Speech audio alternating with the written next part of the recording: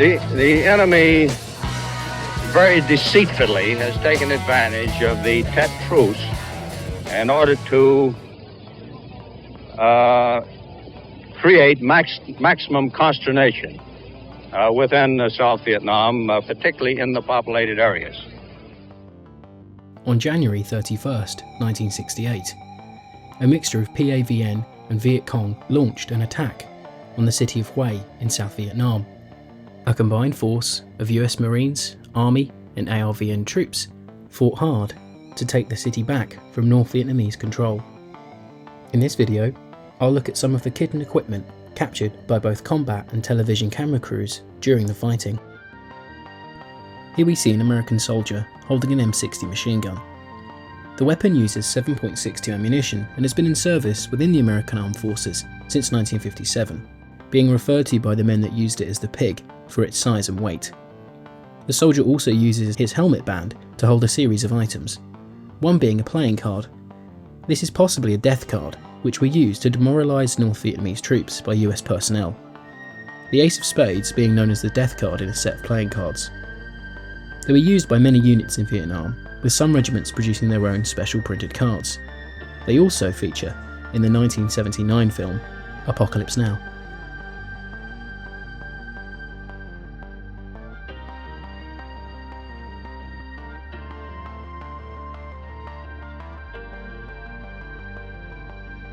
Here we see a crew firing a recoilless rifle from an M27 half-ton utility platform truck, better known as the mechanical mule. During the battle, they were used extensively to ferry supplies, carry wounded men, and to mount recoilless rifles or machine guns on. During the fighting, this became an effective way of dislodging Vietnamese positions. Captain George Christmas described the use of the mules to help turn the tide of the fighting in the favour of the Marines in 1968, after a suggestion by one of his lance corporals. "Sir, I'll roll my gun, right down the door, fire it down the street. You know how big the round is, they'll pull their heads in, and you can run the whole company across the street, concealed by the gun's backblast, if you want to." The mule itself was used by the American Army from 1957 in a production run that ran till 1970. A total of 11,240 mules were manufactured during this time.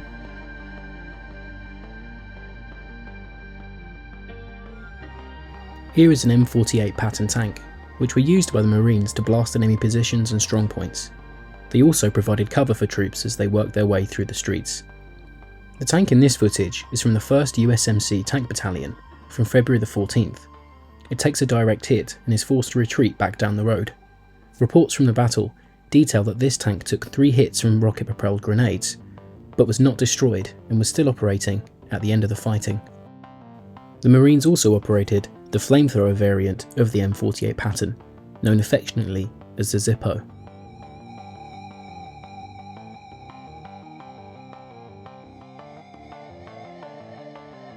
These Marines are both wearing M52 or M55 flak vests.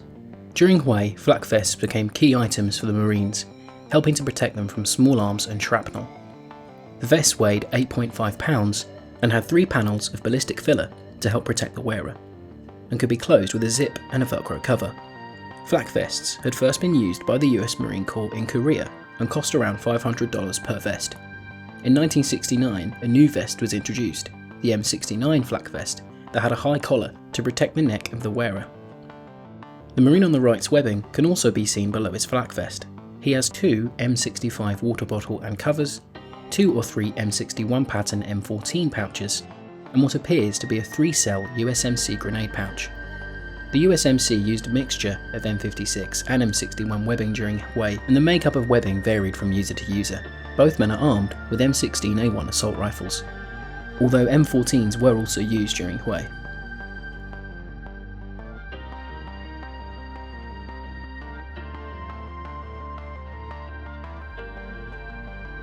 This Australian military policeman was captured by a CBS News team as the staff around the US Embassy attempted to clear the streets following a raid by Viet Cong in the opening stages of the battle.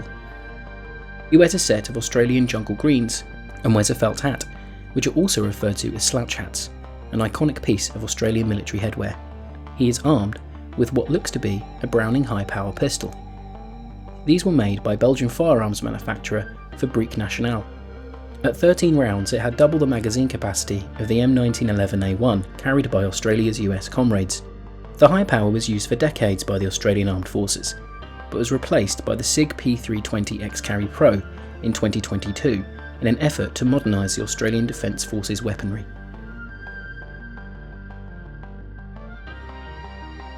These Marines used an M20 Super Bazooka. The Super Bazooka had been adopted into service during the Korean War and was gradually being replaced during Vietnam by the recoilless rifle and the Law anti-tank launcher. But the Marines and ARVN troops used them to great effect in Hue, with the Marines using a mix of its 3.5-inch rockets and white phosphorus rockets to dislodge the enemy where they found them.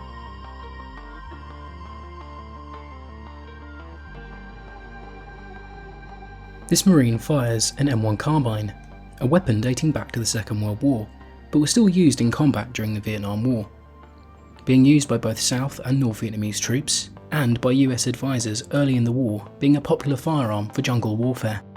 It's possible this Marine has picked one up, or the weapon has been taken from an ARVN weapon store, as the US and ARVN forces used a plethora of weaponry in their battle for the city. The same can be said of this M3 grease gun, a weapon that was still in limited service during Vietnam, being favoured for its durability and stopping power. The weapons were also prized and much loved combat pickups by US troops. Marine combat photographer R.J. Del Vecchio acquired his from a pile of captured VC weaponry, as he found it easier to operate when taking photographs during the battle. He used a captured leather VC pouch to store his magazines, and said this of the submachine gun at the end of his time in Vietnam. The grease gun that had served me and others so well hung on the wall of our hooch, along with my web belt and flak jacket, as sort of a silent testimony to a part of my life that had come to an end.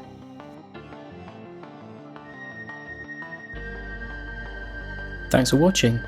You can watch my other kit and equipment videos that detail the use of US Advisor equipment and Navy SEAL equipment during the Vietnam War by using the video links in the description below. Thank you again, don't forget to like, share and subscribe, and I'll catch you again soon.